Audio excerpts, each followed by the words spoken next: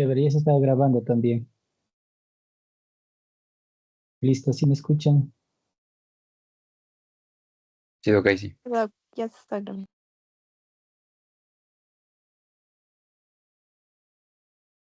Listo. Ahora sí empecemos.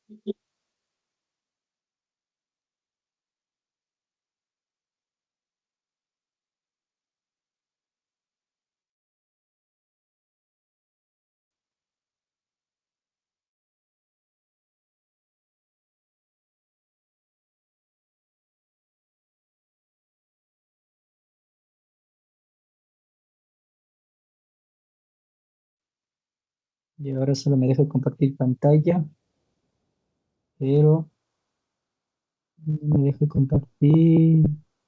Sí, se ve, ¿Cómo? sí está compartiendo. Pero solo está toda la pantalla, ¿no es cierto? No está el... Ahí ven. Sí, Sí, sí, ujú. ahí está. Perfecto. Ya, bueno, vamos a empezar. ¿Hay alguna pregunta antes de que empecemos? ¿Todos están ya conectados?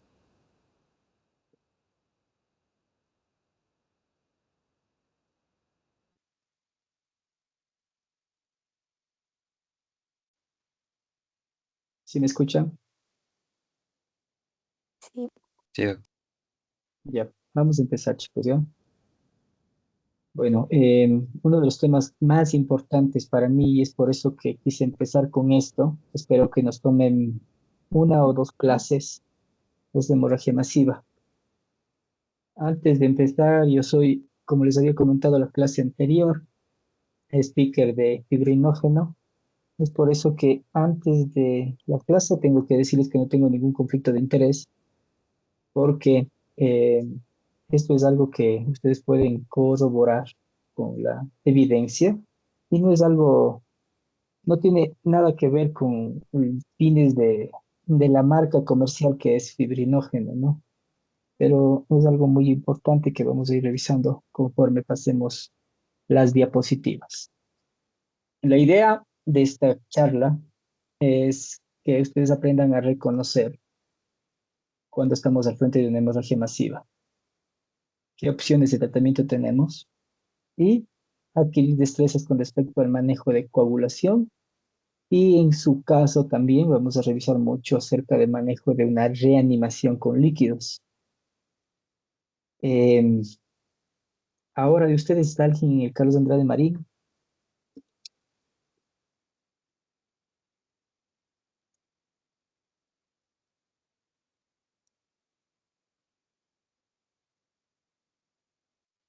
Nadie, ¿no?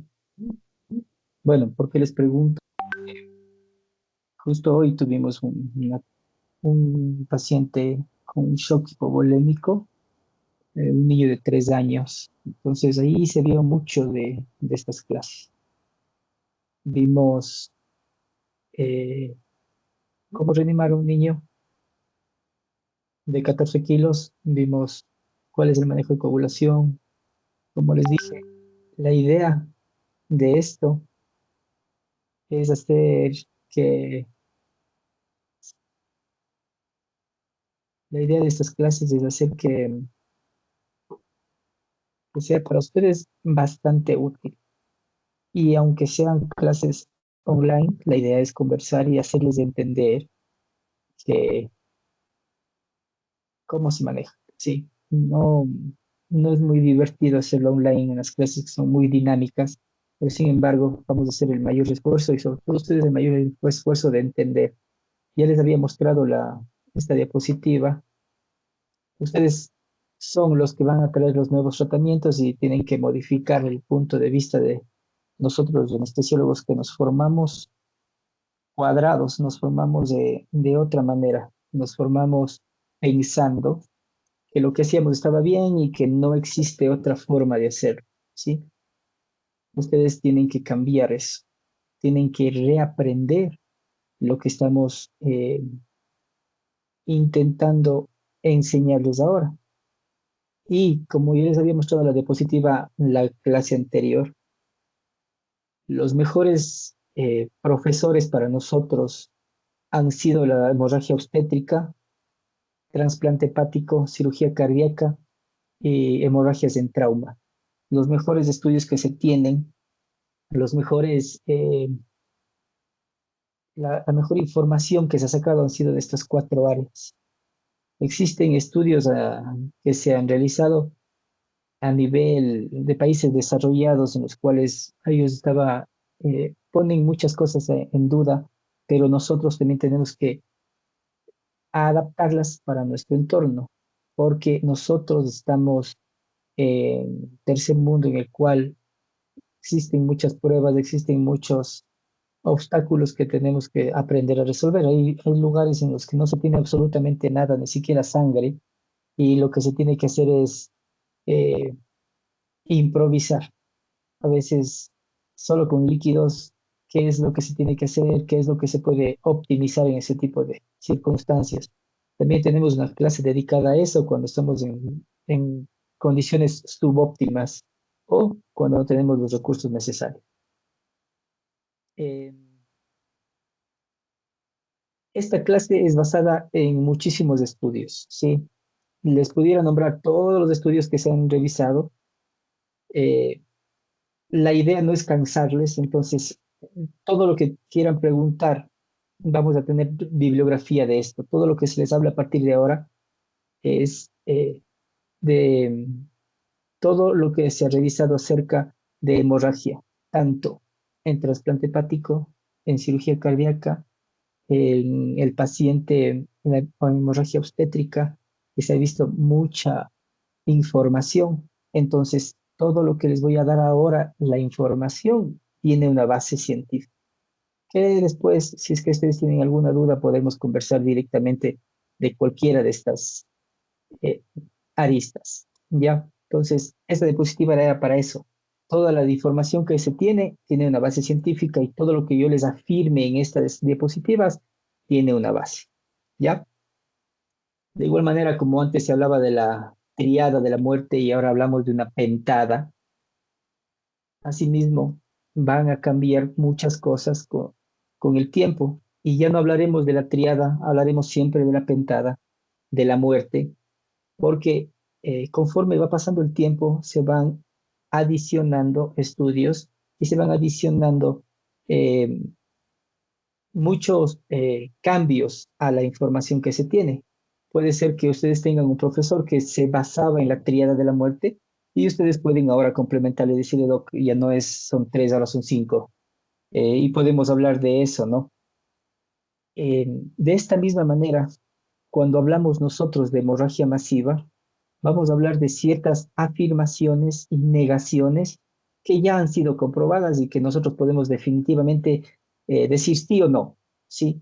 No, no basarnos en, es que hay algunos estudios que dicen que podrían ayudar o es que hay algunos estudios que dicen que no. Ahora, con la información que se tiene, tenemos ciertas afirmaciones, como por ejemplo decirles ácido tranexámico en hemorragia masiva, sí, mientras se tenga.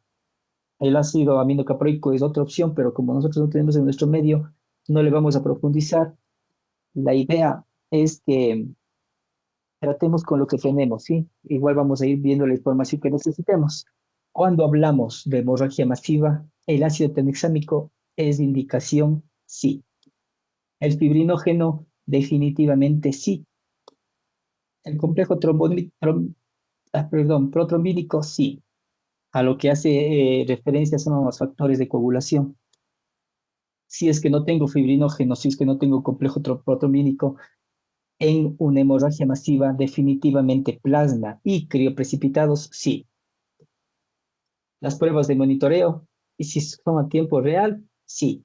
Estos son estudios que nos han mostrado que dan un cambio para bien y para disminuir mortalidad y mortalidad en los pacientes. Entonces, pruebas de monitoreo, definitivamente sí. A la hipotermia se le ha nombrado bastantísimo últimamente y definitivamente no hipotermia, no en RCP, no en cuidados post parada cardíaca, no hipotermia permitida para ningún tipo de caso porque no tenemos las circunstancias para esto. Definitivamente hipotermia no en ninguno de nuestros pacientes, sobre todo en hemorragia masiva, ¿sí? De igual manera, demasiada información como para saber que debemos pensar siempre en una hipocalcemia y hipocalcemia definitivamente en hemorragia masiva no es permitida. Entonces, ¿a qué hago referencia con esto? Cuando yo tengo una hemorragia masiva, mi mente no solo va a estar en sangre, en plasma, ahora mi mente tiene que abrirse más. Tengo que pensar en el ácido tranexámico, tengo que pensar en el fibrinógeno, tengo que pensar en un complejo protrombínico, tengo que pensar cómo monitorear esto. No solo el monitoreo de la presión invasiva, sino también un monitoreo de pruebas viscoelásticas en las que me va a dar una idea de qué es lo que tenemos que hacer. El modelo celular, vamos a profundizar ciertas partes. Esto habla con respecto a la coagulación, ¿verdad? ¿Cómo es con dónde inicia una coagulación? ¿Cómo es la amplificación y cómo es la propagación? Es el nuevo modelo en el que se sigue para una coagulación. Ya no se trata de la vía intrínseca y la vía extrínseca, porque sabemos que en un momento con una hemostasia secundaria, ambas terminan siendo vías intrínsecas. Sin embargo, hay muchas cosas que debemos recordar y que quiero que ustedes recuerden. Sobre todo la primera, que nuestro primer factor de coagulación es el fibrinógeno, ¿sí?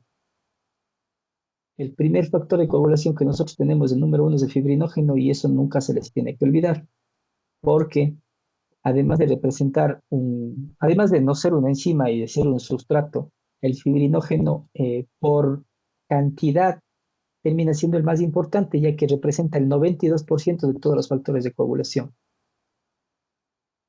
Algo más que quiero que tengan muy en cuenta es que el calcio es un factor de la coagulación y que está en ambos lados de la vía, tanto intrínseca como extrínseca. Es por eso la importancia en coagulación del calcio. Una hipocalcemia nos va a disminuir todo tipo de cascada de coagulación, nos va a dar muchos problemas. Eh, También vamos a nombrarle bastante al factor 13, que es el factor estabilizante de la fibrina. Es en el que va a deteriorarse en el caso de que nosotros tengamos una hiperfibrinolisis, que también vamos a profundizar. Cualquier duda que tengan en el camino me la pueden ir haciendo, por favor, para que esto no se haga muy tedioso. Si me están escuchando. Sí, Doc. Sí, Doc. Sí, Doc. Quiero- Sí. Sí, Doc. Entonces, que lo que quiero que rescaten hasta ahora es de que la importancia del calcio con respecto a una coagulación, la importancia de la normotermia con respecto a la coagulación, y vamos a ir viendo qué otros factores se van juntando en el camino. 13 factores de coagulación que hemos visto. Ahora en las clases hablamos de un factor 14, que es parte de la coagulación, que es un cirujano poco hábil, la deficiencia de un factor 14 o poco comunicador. Y de igual manera el factor 15, que habla de un anestesiólogo que no sepa de coagulación o que no sepa del manejo de un paciente con una hemorragia masiva. Cuando les nombre el factor 14 es un cirujano y el factor 15 es un anestesiólogo que no sepa de coagulación, ¿sí? Y esto, definitivamente, la deficiencia de un factor 14 o un factor 15 en quirófano les va a pagar con la vida de un paciente. Necesitamos un cirujano que sepa lo que está haciendo, que va a cerrar una llave abierta, y necesitamos de un anestesiólogo que sepa de coagulación. Lastimosamente, Estos dos factores hacen bastante falta en muchos sitios. También vamos a nombrar mucho la fibrinólisis. La fibrinólisis es parte de, de la coagulación. En algún momento, cuando se forma el coágulo y fisiológicamente va a activarse el plasminógeno en plasmina y este va a destruir el factor 13, que es el estabilizante de la fibrina, y va a empezar a destruir el coágulo. Esto pasa en una coagulación normal. Pero cuando nosotros tenemos una hiperfibrinólisis, es decir, cuando tenemos una hemorragia masiva y esta cae en hiperfibrinólisis, eso se convierte en una enfermedad aparte, en una patología aparte.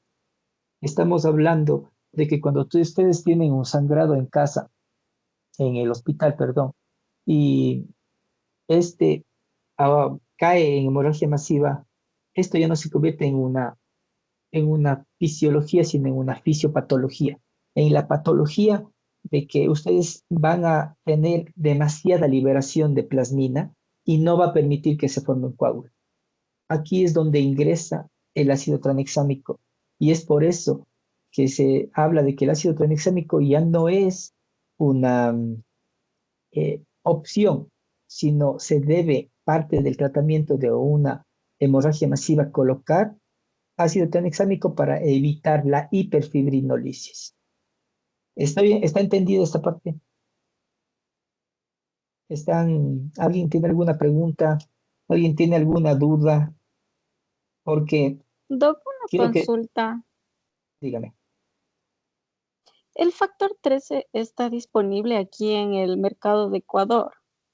Ya, el factor 13 tenemos, ya les voy a mostrar adelante, adentro de donde tenemos dentro del fibrinógeno sintético y también tenemos dentro de los crioprecipitados, ¿sí? Entonces, sí tenemos factor 13 cuando necesitemos, en los críos o en el fibrinógeno, pero sintético. Así que es parte eh, de la constitución de estos dos elementos. ¿Alguna otra pregunta? Les repito. Cuando nosotros tenemos una hemorragia masiva, el plasminógeno convierte en plasmina de una manera patológica. No deja que se forme el coágulo, empieza a destruir el coágulo antes de que se forme, no permite que se forme el coágulo. La manera de detener esta patología, esta enfermedad, si ustedes tienen un shock hipovolémico, pues ahora va a ser shock hipovolémico más hiperfibrinólisis, y la única manera de detener esto es con ácido tranexámico. Primero, si es que tenemos nosotros un sangrado, mientras el cirujano no cierre la llave, no podemos hacer absolutamente nada. Si es que el cirujano no corrige ese sangrado, no vamos a hacer absolutamente nada. Este cuadro de acá hace referencia a que nosotros podemos formar una pared en la parte que ha sangrado.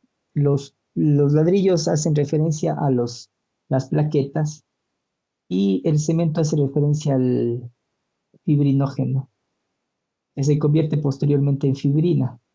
Mientras tengamos nosotros plaquetas y fibrinógeno, vamos a poder formar un buen muro que sostenga cualquier sangrado, ¿sí? Si es que tenemos plaquetas, pero no hay el cemento, no hay la fibrina, no vamos a poder formar nada. Por la cantidad que refiere el fibrinógeno, por la cantidad que significa el fibrinógeno, es bastante importante. Aquí tenemos el que les había nombrado hace un rato, para que ustedes recuerden. Los crioprecipitados tienen el factor 13. El plasma, está aquí el factor 1, ¿no? Es uno pequeñito, pero lo más importante es que los crioprecipitados tienen fibrinógeno. Y el plasma tiene los factores de coagulación. Entonces, cuando nosotros tenemos problemas de coagulación por factores, vamos a pensar en plasmas. Y cuando tenemos un problema de coagulación por deficiencia de fibrinógeno, la mejor restitución, si no tenemos fibrinógeno sintético, es crioprecipitados. existe una mínima cantidad de fibrinógeno en el plasma que no es algo útil. Entonces, si es que alguien les dice que el plasma sirve para restituir fibrinógeno, es una mentira. Ustedes deben empezar ya a hablar de coagulación como si fueran unos expertos, porque ustedes van a ser los únicos que puedan salvar la vida de un paciente cuando esté sangrando. Olvídense de una opción más que ustedes para cuando tengan un sangrado. Y me refiero ahora como posgradistas y después como tratantes. Ahora como posgradistas ustedes deben saber liderar cuando se hable de coagulación, porque ustedes van a saber de qué están hablando. Listo. Este cuadro es muy importante para mí, me lo dio un profesor en un curso que tuvimos de hemorragia masiva y decía, no decía de una manera tan sutil, pero decía, esto es coagulación para tontos. Pero más que eso, esta es la base de la coagulación. Para formar un buen coágulo, ustedes deben saber de qué estamos hablando. Eh, Él nos hacía referencia de que nosotros debemos saber de coagulación, pero mucho mejor que cualquier hematólogo, mucho mejor que cualquier especialista, porque somos nosotros los que estamos in situ. Pero dice, el mismo profesor nos decía, pero así como muchos saben, los que no saben, por lo menos tienen que saber de dónde se forma el coágulo, cuáles son las tres bases del coágulo. Para tener un coágulo fuerte en una cirugía, en una hemorragia masiva, una base de fibrinógeno, la base de plaquetas y la base de trombina que hace referencia a toda la cascada de coagulación que formó trombina, que esta posteriormente va a formar el fibrinógeno en fibrina. Pero hace referencia a que necesitamos factores de coagulación, plaquetas y fibrinógeno. Y a esto le sumaría yo también una buena cantidad de glóbulos rojos, porque los glóbulos rojos también por efecto de masa se unen al coágulo, por eso los coágulos son rojos, se unen al coágulo y estos cuando uno tiene una hemoglobina baja también es alteración para la coagulación. Perfecto y entendido. Ahora, ¿cuándo activar protocolos de manejo de sangrado? Quiero que entiendan una cosa. Una cosa es la cantidad de hemoglobina que yo tengo en la sangre, otra cosa es la cantidad, la volemia que yo tengo en un paciente. Yo puedo tener un paciente de 60 kilos con una volemia de, qué sé yo, 3.600 o 4.200, con una hemoglobina de 8, pero voy a tener el mismo paciente de 60 kilos, pero con una hemoglobina de 12 o de 15, pero la volemia va a seguir siendo 4.200 o 3.600, dependiendo del cálculo que le haga. Es decir, mi volemia no va a cambiar, lo que sí puede cambiar es la cantidad de hemoglobina que tiene. Yo puedo tener un paciente insuficiente renal que maneja hemoglobinas de 7, o puedo tener una persona SA1 o sana que tiene hemoglobinas de 15. Con el mismo peso ambos van a tener la misma volemia. Entonces, una cosa es la volemia y otra cosa es la cantidad de hemoglobina que tengamos, porque no puedo hacer yo un cálculo de una hemorragia masiva eh, solo con el hematocrito o la hemoglobina, con el permisible, porque el permisible puede ser alto, sin embargo, la volemia del paciente puede ser más bajo. No sé si es que me hago entender. ¿Hay alguna duda? ¿Sí me entendieron esta parte? Usted, ¿Puede repetir, Doc, un poco la parte de la volemia del individuo y el ya, hematocrito? sí, a ver, sería mucho mejor como un ejemplo. Yo tengo un paciente de 60 kilos, sexo femenino, que tiene 3.800 de volemia. Ya, le estoy haciendo desde el cálculo 65 por 60, no sé exactamente cuánto es, pero digamos que tiene 3.800 de volemia. Esta paciente tiene una hemoglobina de 8, prácticamente no tiene permisible. Entonces, cuando entre la cirugía, ustedes no van a tener permisible. Si es que sangra, van a tener que transfundir. Está bien. Sin embargo, no se le puede decir que esta paciente cayó en hemorragia masiva antes de ingresar a una cirugía, porque la hemorragia masiva tiene otra nomenclatura, ¿sí? Entonces, si es que yo tengo un paciente con un permisible, qué sé yo, es fumador y tiene hemoglobina de 17 y tiene un permisible de 2500, por ejemplo, no tenemos que esperar bajar y terminar ese permisible para poder considerarlo una hemorragia masiva. Si es que el sangrado fue rápido, fue más del 30% de su volemia, eh, podríamos estar considerando, independientemente de su cantidad de hemoglobina, una hemorragia masiva. Entonces, muchos estudios que se han hecho y mucha literatura habla de que se considera hemorragia masiva cuando se ha pasado una volemia en 24 horas, 10 concentrados en 24 horas o 4 concentrados en la primera hora. Pero esta nomenclatura no nos sirve a nosotros en quirófano, porque a nosotros nos está pasando a tiempo real y no puedo yo, después de un día, considerarlo hemorragia masiva, sino es in situ.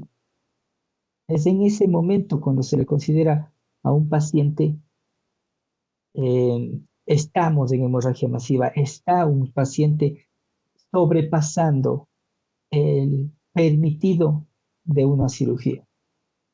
Es por eso que se habla que una pérdida sobre el 20% de la volemia ya es un sangrado perioperatorio severo. Y si es que esta supera el 30% de su volemia, se le considera ya un sangrado masivo o sangrado perioperatorio masivo. ¿Está entendido? Para términos generales y de prácticos, ustedes tienen que saber que si es que yo tengo una volemia de 5000 en un paciente, eh, el 30% de 5000, déjenme le hago cuenta rapidito. Bueno, 5000 sería bastante alto, pero pongámosle 4200. El 30% de 4200 sería 1260. Nosotros con el 30% de la volemia ya podemos considerar hemorragia masiva para cualquier fin, para un fin legal, para un fin de transfusión, para un fin de que eviten que un paciente se complique. Ya deben ustedes saber que el 30% les está dando un indicador de que el paciente se le necesita tomar medidas a ese paciente. ¿Alguien quería decir algo?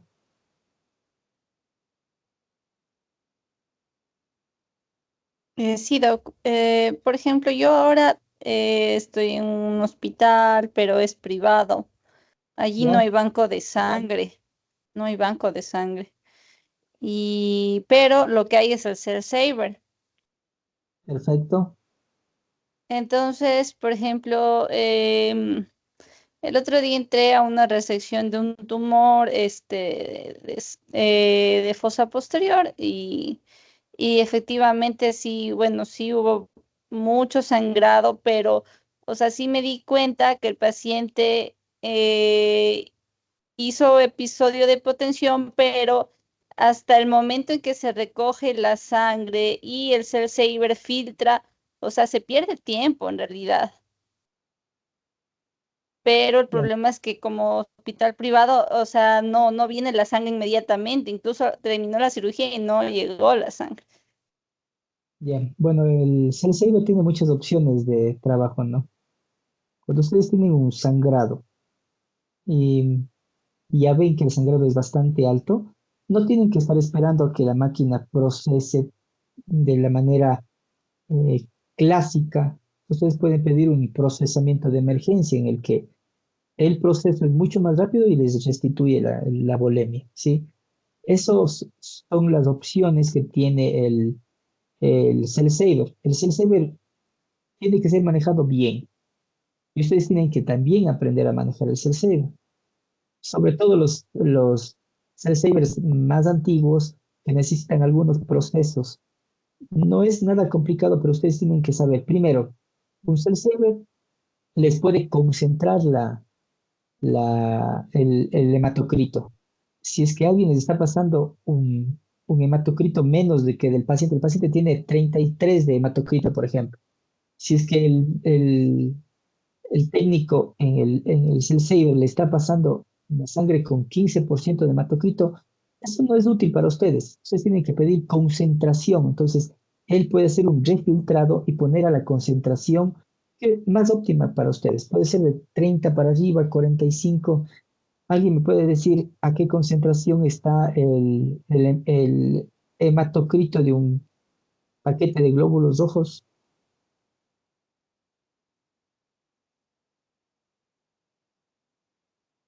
El paquete de glóbulos rojos también tiene su hematocrito. ¿Saben cuánto es?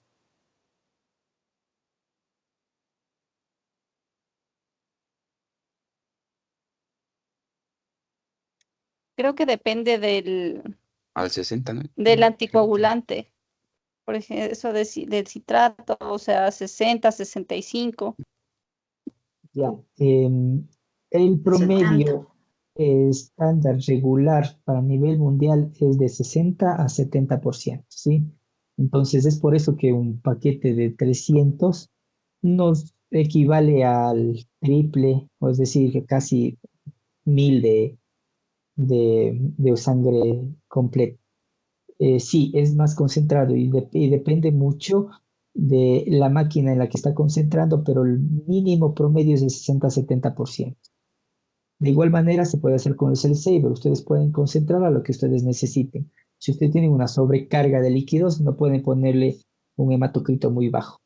Y respondiendo a la pregunta, ustedes en el caso del hospital privado, que no tienen sangre a la mano, existen maneras en las que van a tener que reanimar. O sea, la idea es de que el glóbulo rojo, como les dije en la clase anterior, el glóbulo rojo llegue a, con el oxígeno a perfundir hasta la última célula del cuerpo. Este es el plan. Y si es que ustedes necesitan más volemia para eso, vamos a tener que buscar una opción como líquidos, cristaloides, Harman, Binger, el que ustedes quieran para mantener las presiones ideales para eso. Obviamente, como ya vamos a ver en reanimación de líquidos, el lactato y los cristaloides no me duran mucho a nivel intravascular. ¿Cuánto dura un lactato Ringer a nivel intravascular? Unos 30 30 minutos, ¿no? minutos, creo. 30 minutos. Ya. Tenemos que un lactato Ringer nos entra, hagamos la cuenta que le pusimos a un paciente inmediatamente los 1000. De 20 minutos a 45 minutos tendremos ese lactato Ringer en los tres espacios, en el intersticial, en el extracelular, en el intracelular y en el vascular, dividido al 33% cada, el 333 ml de este lactato. Es decir, está dividido en los tres espacios a los 20 a 30 minutos. Entonces, nosotros por eso no podemos hacer siempre una reanimación con líquidos, porque terminamos encharcándole al paciente, ¿no es cierto? Todo lo que es intersticial, todo lo que es pulmones, va a estar con estos líquidos. Habrá una mínima cantidad que se vaya a nivel renal, pero es por eso que no podemos hacer siempre reanimación solo con líquidos. Sin embargo, esto versus no hacer nada, ustedes tienen que meterle líquidos al paciente si es que no tengo la sangre a tiempo real. En el momento en el que llegue la sangre y que le pueda yo restituir una hemoglobina mínima para que el paciente no esté con este problema, entonces tomaremos soluciones diuréticas para los líquidos que se pasaron al intersticial y al intracelular.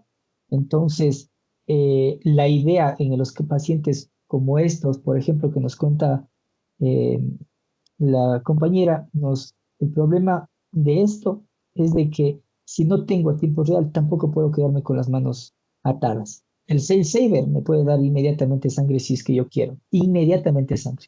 Por ejemplo, ustedes tenían una cirugía X y se llevaron la aorta, pues la sangre pasa al Saver y ustedes le ponen en modo de emergencia y la sangre les restituye inmediatamente para poderle poner al paciente. No es de que terminen un proceso o tienen que esperar un mínimo de 500.000 o 1.500 para empezar a procesar. Eso es simplemente una mala información. No sé si es que respondí a tu pregunta. Sí, Doc, muchas gracias. Ya, así como estás en esas circunstancias de que no estás en un lugar donde tienen banco de sangre, pues en algunos lugares pasa exactamente igual o peor. En los que no tienen un banco de sangre, no tienen un cell saver, no tienen, qué sé yo, expansores de plasma, no tienen más que un lactato y ustedes o el paciente es testigo de Jehová y lo que tienen que hacer es restituir líquidos como tengan hasta garantizar que la perfusión de este paciente sea la más óptima. Y esto se va a hacer con líquidos. Y si es que tenemos que llenarle de líquidos el extracelular y el intracelular, pues nos vamos a tocar llenarle, pero de nuestras manos va a salir con la perfusión que necesita. ¿Entendido?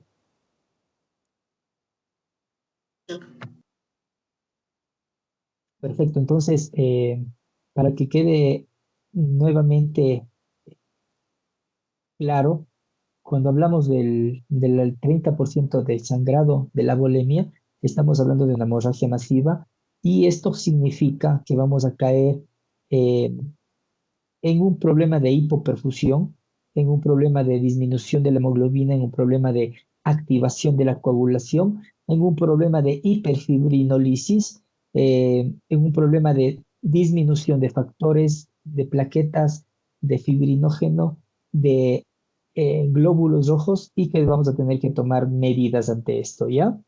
¿Entendido hasta ahí? ¿Tienen alguna pregunta?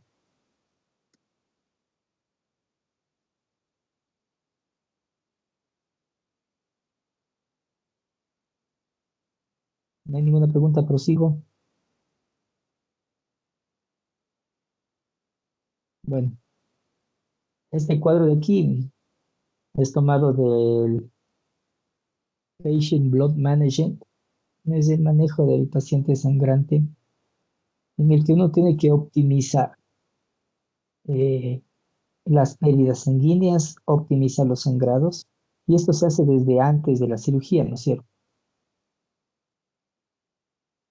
Eh, Antecedentes clínicos relevantes, descartar efectos de medicamentos, eh, restituir en anemias previamente a las cirugías, control mecánico del sangrado, esto hacen los cirujanos, por supuesto, hipotensiones permisivas en ciertos casos, el cell saver, como vamos a ver, y esto es algo muy importante, porque nosotros no vamos a poder corregir un sangrado en un paciente en quirófano, así le pongamos todo el plasma que encuentres en el mundo, todos los glóbulos rojos que encuentres en el mundo, todos los crioprecipitados que encuentren en el mundo, todo el fibrinógeno, todo el complejo protrombínico, si es que el paciente tiene una hipocalcemia, el paciente tiene temperatura menos de 34 grados, el paciente tiene un pH de menos de 7.2 o tiene una hemoglobina de menos de 100. ¿Por qué? Porque los factores fisiológicos para poder producir una coagulación son estos: un calcio óptimo, un pH no menos de 7.2, una temperatura de más de 34 grados y una hemoglobina óptima para poder formar el coágulo, ¿sí? Sí, cuando yo tengo un paciente con una hemoglobina de 5, va a haber coágulo, pero vamos a caer en una mala calidad de coágulo, vamos a tener problemas de hiperfibrinolisis, no va a haber el mismo tiempo de coagulación, no va a haber la cascada de la coagulación si es que no tengo calcio. Entonces, para ustedes poder hacer una restitución de cualquier hemoderivado, primero deben saber que deben tener unas medidas fisiológicas óptimas. Y les repito, esto es pregunta de examen. Las medidas fisiológicas óptimas para poder iniciar con la coagulación, ¿cuáles son? ¿Listo? Una vez que ustedes corrigieron eh, esta patología o esta alteración fisiológica, ya consideramos un antifibrinolítico en corregir el fibrinógeno y los hemoderivados. ¿Sí? ¿Alguna pregunta aquí?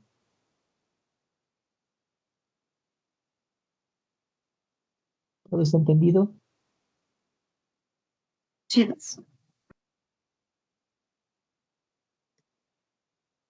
Aquí está lo que les hablaba. Además de los 4 pilares para una buena coagulación, sí debemos tener eh, ciertas medidas óptimas, ¿no? La hiperglucemia también es una alteración de la coagulación y también nos va a dar alteración cuando tenemos pacientes con una hiperglicemia sobre los... se me fue.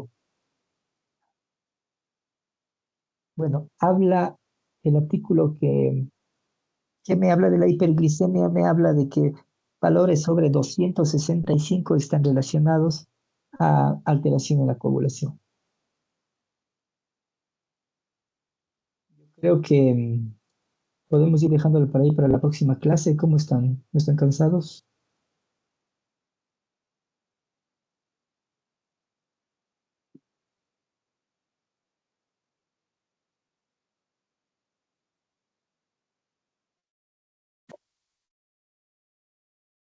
¿Alguien tiene alguna pregunta?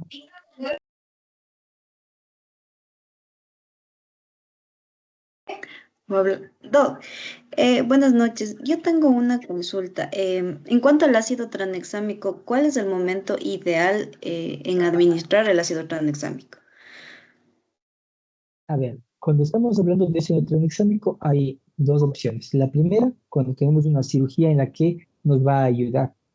Por ejemplo, se ha demostrado que en cirugía de caderas 1 gramo de ácido tranexámico evita el sangrado, pues ya, les estoy hablando. Pero cuando hablamos de hemorragia masiva, en el momento en el que ustedes designan al paciente como hemorragia masiva, el paciente ya tiene que estar en ese momento poniéndose ácido tranexámico, independientemente de qué cirugía estén teniendo.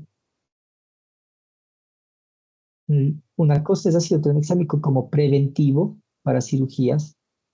Les pongo un ejemplo. Hay un artículo en el que habla que hemorragias gástricas, el ácido tranexámico eh, no ha dado una diferencia en el sangrado. El ácido tranexámico versus agua versus un placebo no ha dado ninguna mejora con respecto a los sangrados en hemorragias digestivas. Eso es una cosa. Pero cuando nosotros hablamos de hemorragia masiva, todos los pacientes deben tener ácido tranexámico. Y cuando tú declaras, este paciente está con hemorragia masiva, es decir, ha pasado el 30% del sangrado, ya tiene que iniciar como tu protocolo el ácido tranexámico de ingreso. Entonces no tienen que confundir cuándo poner el ácido tranexámico, porque si es que yo le puse al paciente ácido tranexámico para una X cirugía en la cual me dijeron que sí, como protocolo en nariz, como protocolo en cadera, se le pone chévere, muy bien. Pero si es que yo tengo una cirugía X en la que no se puso ácido tranexámico, pero el paciente empezó a sangrar, en el momento en el que empieza a sangrar, tú consideres hemorragia masiva, en ese momento ya se le tiene que poner. ¿Entendido? Sí, Doc, muchas gracias. Es que tenía esa confusión porque hay veces en que están en una histerectomía, está sangrando 200 recién, no logran clampear el vaso y solicitan el gramo de ácido tranexámico. Entonces es como que, ¿para qué o por qué? Sí, algunos doctores quieren poner ácido tranexámico en el sitio de, de sangrado, empaparlo en gasas, ustedes tienen que saber a dónde va a funcionar el ácido tranexámico, ¿no? Ustedes tienen que entender muy bien eso y si es que yo estoy un- en una histerectomía y el sangrado está recién en 200, ustedes tienen que manejar muy bien, como toda medicación, los pros y contras de la colocación de una medicación. Pero si ustedes saben que va a ser más beneficioso para el paciente, se le puede colocar. Eso es muy independiente de, de la hemorragia masiva. Cuando yo caigo en un paciente con hemorragia masiva, tú sabes que tienes que poner. Si es que en una cirugía X ustedes no tienen todavía criterios de hemorragia masiva, pues va a depender muy más de ustedes que de nadie cuándo se le ponga o cómo se le ponga o cuánto se le ponga, ¿sí? ¿Alguien tiene alguna otra pregunta? Doc, y por ejemplo, aquí también, Doc, si ya tengo una hemorragia masiva, mis primeras acciones va a ser el ácido tranexámico. Si persiste la hemorragia y todo el sangrado, ¿en cuánto tiempo o consideraría yo una nueva dosis de tranexámico igual? Ya. Ahí vamos a tener que analizar dos cosas. Primero, ¿qué dosis pusiste? Segundo, ¿qué tengo miedo cuando le pongo ácido tranexámico? Y también, ¿cuánto ha sangrado y si se recuperó ese sangrado? Por ejemplo, yo tengo un paciente que tiene 4.200 de bulimia y me acaba de sangrar 2.000 y le pongo ácido tranexámico, pero me sangró 2.000 más. O sea, todo el ácido tranexámico que le puse se acaba de ir. Si es que se recuperó con el cell saver, habrá una parte por el tamaño de la molécula del ácido tranexámico que se recupere. Pero si no estoy con cell saver, ese ácido tranexámico se habrá ido y yo no tendré un paciente ya con ácido tranexámico, entonces tendré que volver a poner la dosis inicial. Ahora, si es que yo tengo un paciente que se le puso una dosis bastante alta, ¿cuál es el miedo que tengo? Es a las convulsiones, ¿sí? En un paciente con una dosis muy alta de ácido tranexámico, o pongamos el ejemplo típico, es de que le pusieron ácido tranexámico en la emergencia, subió, le pusieron ácido tranexámico en quirófano y se fue a UCI, le pusieron ácido tranexámico en UCI, nunca se informó de esta colocación de ácido tranexámico, pues el paciente termina convulsionando en la UCI y a veces no saben cuál es la causa de convulsión. Y entonces, siempre una buena comunicación y saber que manejarse muy bien las dosis. El ácido tranexámico no forma tromboembolia pulmonar, eso es un mito. Lo que sí es que si tú tienes una tromboembolia te va a fortalecer el coágulo, claro que sí, pero es un trombo que ya estuvo previamente al ácido tranexámico. ¿Qué más? Doc, ¿y la Buenas dosis por kilo noches. de peso? Tengo una Ya. consulta. Hay un protocolo de hemorragia masiva en paciente pediátrico. Ahí ¿Ya? especifica que hay que dar, en caso de hemorragia masiva, tranexámico, un bolo inicial en 15 minutos de 10 a 30 miligramos por kilo. Y ahí ponen que después de iniciado el bolo, se debe poner en infusión continua ¿Ya? de Y la 5 a dosis de 10 difusión miligramos continua, kilo hora. ya. Es exactamente lo que está preguntando tu compañero que había dicho hace un momento, ¿cuál es la dosis? La dosis del ácido tranexámico es de 20 a 30 miligramos por kilo, ¿sí? Antes se utilizaba hasta 100 en cirugía cardíaca, porque los pacientes salían sobre todo con neuroprotección y no se sabía que convulsionaba. Ya, cuando yo utilizo dosis de 30 miligramos por kilo, el paciente está protegido y no va a haber convulsión. Pero el protocolo de 20 a 30 en una infusión de 15 minutos y luego una infusión de 5 a 10 me parece bastante alto. La verdad, ese no había escuchado ese protocolo.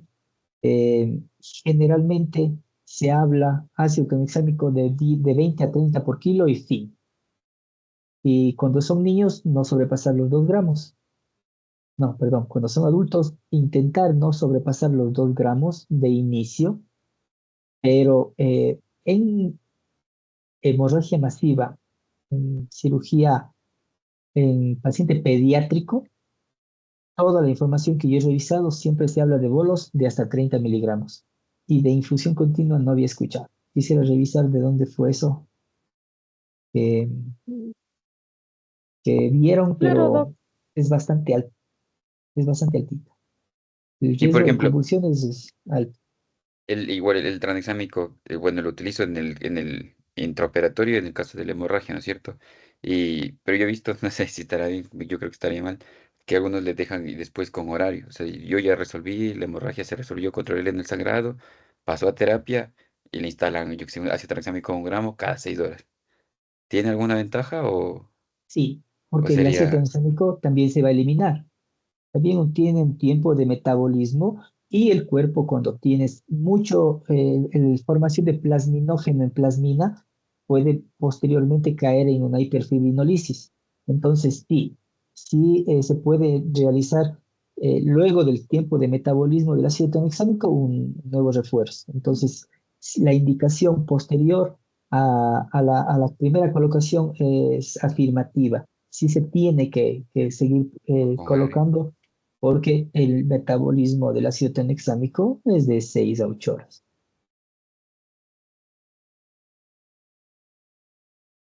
¿Alguien más quería decir algo? Doc, y para la administración de calcio, ¿necesitamos primero alguna prueba, alguna gasometría donde se demuestre un calcio bajo para iniciar la infusión? No, chicos, verán. Ustedes tienen que eh, entender algo. Primero, la transfusión no es la única que disminuye el calcio en el cuerpo. La misma hemorragia consume el calcio, ¿sí?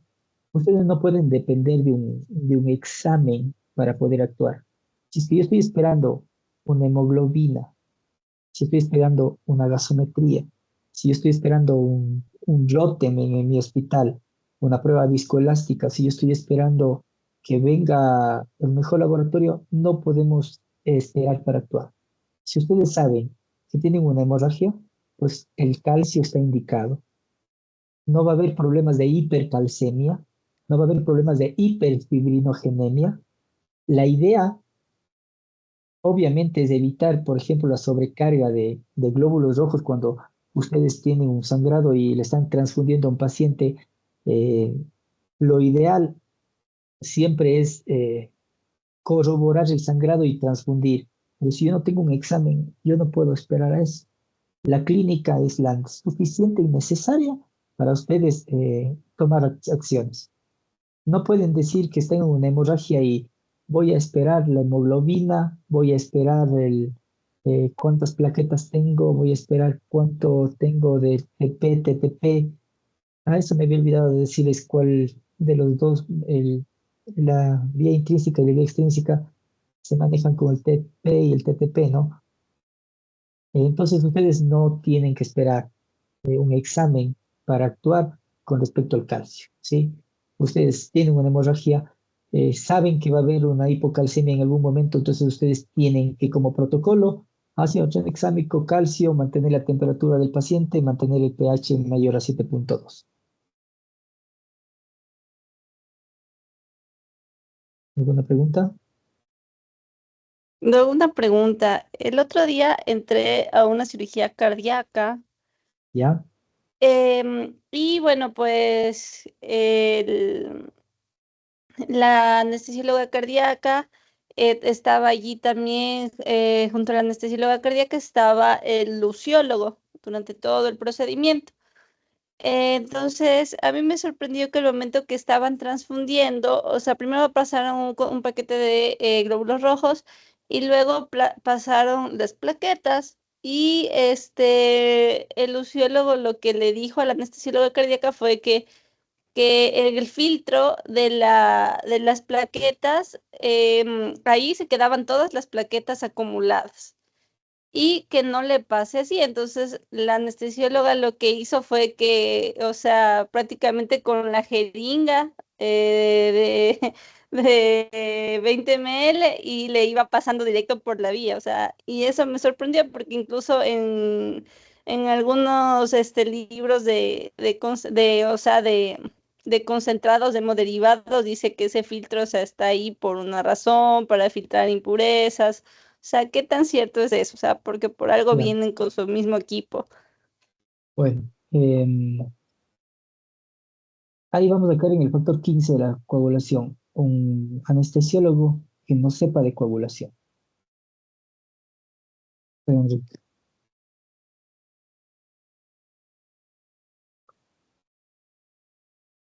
ya, primero sí, el ociólogo tenía la razón. No es el mismo filtro que se utiliza para sangre que el mismo filtro que se utiliza para plaquetas.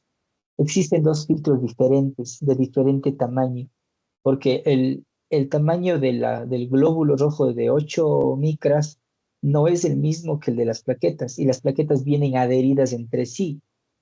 Entonces, si yo le paso por el mismo filtro, estoy cometiendo un error grave, que es el que las plaquetas se van a quedar en su gran mayoría a nivel del filtro. Entonces, muy bien hecho al haber pasado con jeringuilla, porque esa es la manera de pasar las plaquetas. Ojo, las plaquetas, no el fibrinógeno, porque si hacemos con el fibrinógeno, eso vamos a tener una tromboembolia pulmonar causada por nosotros mismos. Ahora, justo esa duda tenía yo, porque en el hospital en el que estaba trabajando, empezaron a pasar las plaquetas con el mismo filtro de sangre, de glóbulos rojos. Sin embargo, existe un filtro que es universal para perdón, para crioprecipitados, para paquetes de glóbulos rojos y para plaquetas. Sí, sí existe un filtro universal, en ese sí está indicado, pero ahí viene puesto la indicación para qué tengo que pasar.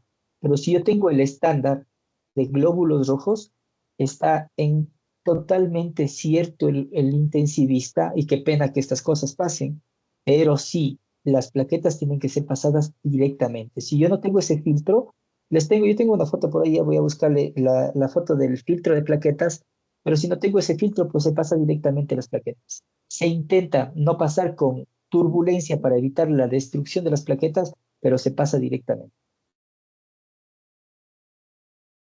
Ah, ya, Doc, tenía esa duda, muchas gracias.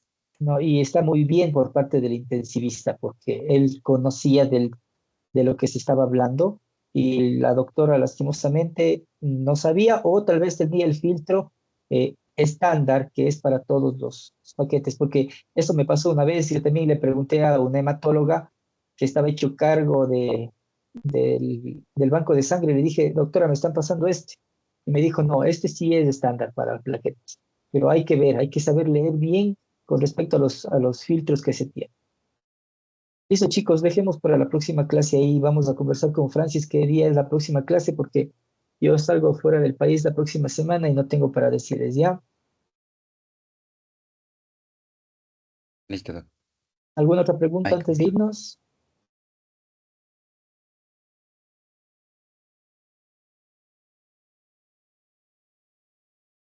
Listo, entonces conversamos la siguiente clase. gracias, Doc. Ya, Gracias. chao. Gracias. Hasta luego, Doc. Hasta luego, chicos. Claro. Gracias, Doc. Hasta luego.